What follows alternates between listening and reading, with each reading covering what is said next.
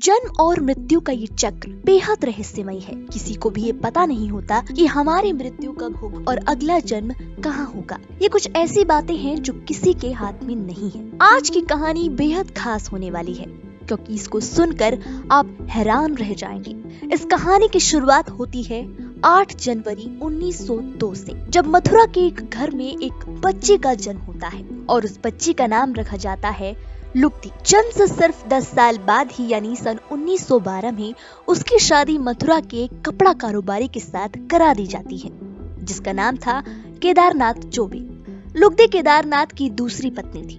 इससे पहले केदारनाथ की पहली पत्नी का देहांत हो गया था, जिसके बाद उन्होंने लुगदी से शादी की थी।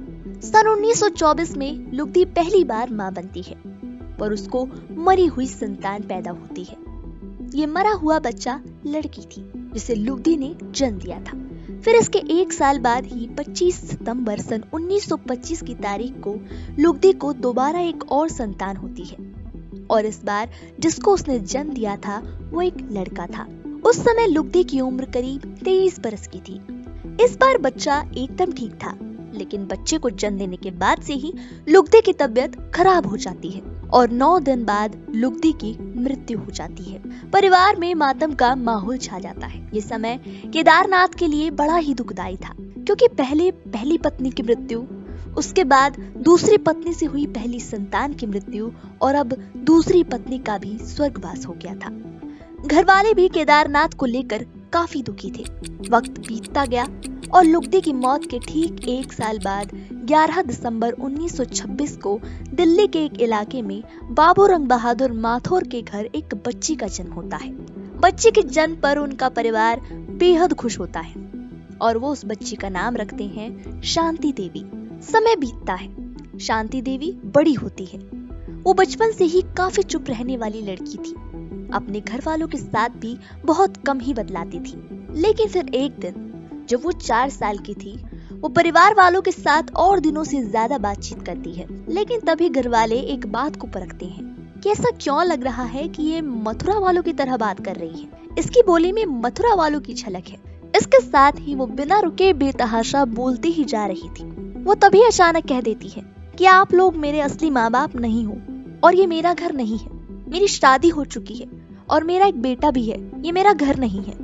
उसके मुंह से निकली ये बात सुनकर घर वाले जैसे सहम जाते हैं और उसके पिता कहते हैं कि बेटा तुम्हें क्या हो गया है, ये सब तुम क्या बोल रही हो, क्योंकि सिर्फ 4 साल की बच्ची इस तरह की बातें कह रही थी जो वाकई में चौंकाने वाला था।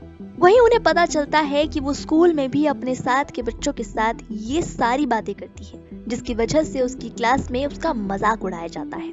एक दिन तो वो जिद ही पकड़ कर बैठ गई थी कि मुझे अपने घर जाना है, यहाँ पर नहीं रहना।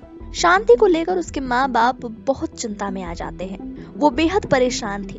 शांति को कोई बीमारी नहीं थी और ना ही उसके ऊपर किसी बुरी आत्मा का साया था, लेकिन फिर भी शांति के माँ बाप उसको कई डॉक्टरों के पास ले गए और तो और उन्होंने उसे तांत्रिक को भी दिखाया, लेकिन कोई बात नहीं बनी। फिर एक दिन वो उसे एक मनोचिकित्सक के पास ले जाकर खड़ा कर देते हैं और जो भी सारी बातें शांति उन्हें बताती थी वो सारी बातें डॉक्टर को भी बता देती है, लेकिन डॉक्टर ने पाया कि इसको किसी भी तरह की मानसिक बीमारी नहीं है। ऐसे ही वो लोग उसको एक दिन फिजिशियन के पास ले जाते हैं। तब उसने शांति से पूछा कि तुम कह रही हो कि तुम्हारा एक बेटा है और इससे पहले भी तुमने एक बेटी को जन्म दिया था जो कि मुर्दा पैदा हुई थी, ये सब कैसे हुआ, बता सकती हो? उस वक्त की पूरी कहानी वो डॉक्टर के सामने बयां कर देती है। तभी डॉक्टर ये सब सुनकर हैरान रह जाता है। शांति के माँ बाप की चिंता और बढ़ जाती है और उसके पिता दिल्ली के अपने एक दोस्त से संपर्क करते हैं जो दरियागंज के एक स्कूल में टीचर थे। उन तक ये बात जैसे ही पहुंचती है तो वो बाबूराम बहादुर को शांति के साथ मिलने के लिए बुलाते हैं। इस बार वो रुककर शांति को कहते हैं कि तुम अपने पति का नाम बता दो, मैं तुम्हें खुद तुम्हारे पति से मिलवाऊंगा। वो उनकी बातों में आ जाती है और अपने पति का नाम बता देती है, केदारनाथ चौबे। इससे पहले शांति जो अपने आप को लुगदी बता रही थी, उसने कभी भी अपने पति का नाम अपनी जुबान से नहीं लिया था। वो हर बार शर्मा जाती थी, लेकिन इस बार उसने वो नाम बता ही दिया। बीजन चंद्र ने केदारनाथ चौबे को चिट्ठी लिखी और पूरी घटना बताई। केदारनाथ ने चिट्ठी के जवाब में लिखा कि शांति देवी जो भी कह रही है वो सच है। बीजन चंद्र और शांति देवी दिल्ली में ही रह रहे केदारनाथ के भाई कांजीवन से मिले।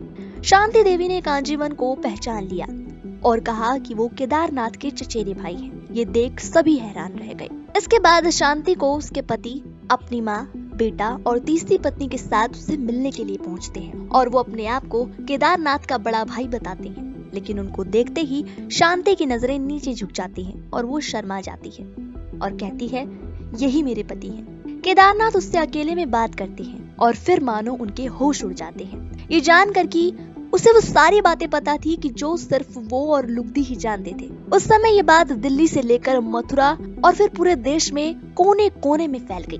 न्यूज़पेपर के पहले पन्ने पर ही शांति देवी की तस्वीर के साथ उसके पुनर्जन्म की कहानी छपी थी और उड़ते उड़ते ये खबर महात्मा गांधी जी के पास पहुंच गई। उन्होंने शांति देवी से मिलने का मन बनाया। मिलने के बाद गांधी जी भी उसकी सारी बातें सुनकर हैरान रह गए और फिर उन्होंने इस पूरे मामले की जांच पड़ताल का जिम्मा उठाया। इसके लिए उन्होंने 15 लोगों की एक टीम बनाई। 15 नवंबर सन 1935 यही वो तारीख है जब ये सभी लोग शांति देवी को लेकर मथुरा के लिए निकले थे। उन लोगों ने शांति देवी से कहा कि तुम यहाँ किसी को जानती हो? तभी शांति देवी की नजर एक शख्स पर गई और उसने उसके पैर छुए। वो शख्स उनके पति का बड़ा भाई था। घर पहुंचने के बाद शांति देवी ने भीड़ में अपने ससुर को पहचान लिया। ये भी बताया कि घर पर कहाँ पैसा छिपा है। वहाँ लोगों को एक गमला मिला लेकिन पैसा नहीं मिला। शांति देवी अड़ गई कि पैसे वहीं थे। बाद में केदारनाथ ने बताया कि उन्होंने पैसे निकाल लिए थे। इसके बाद इस मामले की जांच की गई तो रिपोर्ट में पाया गया कि शांति लुगदी ही है, लेकिन कोई भी ये जान और समझ नहीं पाया कि आखिर ऐसा कैसे हो सकता है। एक छोटी सी बच्ची को अपने पिछले जन्म की सारी बातें कैसे याद हो सकती हैं? ये वही कहानी है जो इतिहास के पन्नों में अपनी एक जगह दर्ज कर चुकी है। आज भी शांति देवी को पुनर्जन्म के सिलसिले में याद किया जाता है। इस कहानी पर आप क्या कहना चाहेंगे? हमारे कमेंट सेक्शन में जरूर बताएं।